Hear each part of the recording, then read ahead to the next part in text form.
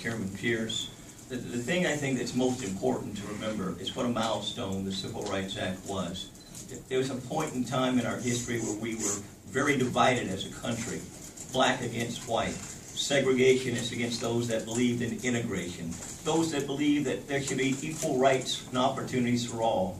We think back 50 years ago, it was a time when Dr. King talked about having a dream, that dream where all people will be judged based upon the quality of their character. What we did in 1963 as a country was to show great courage. It was a time when this nation was divided and torn apart.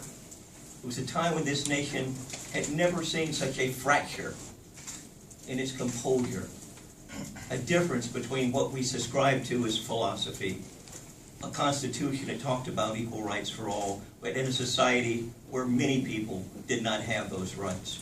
You could live in Durham. It could be integrated. You could perhaps go to some places. You might be in Winston-Salem. It was a result of local actions that were taken.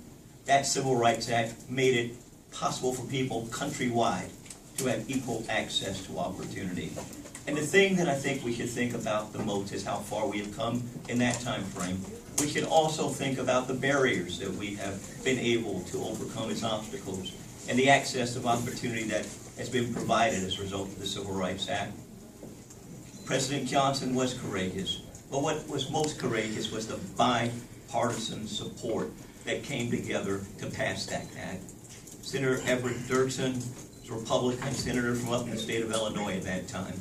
One of the statements he made in that era was, "No army is more powerful than an idea whose time had come." The time had come for all Americans to be equal. A time had come for us to, regardless of where we came from, to show great courage, great conviction, great principle, and to embrace equal access and opportunity for all. It was easy in that time frame to walk away.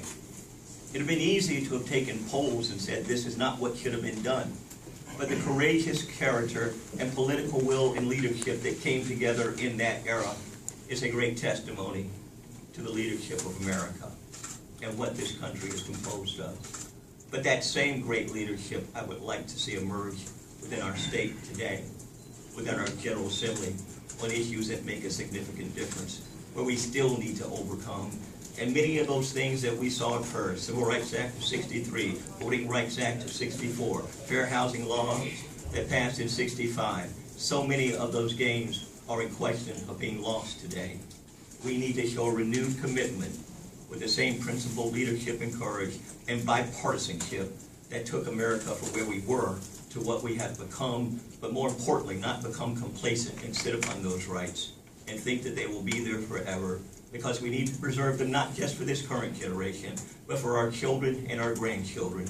It's the one legacy that we can pass to them. Thank you.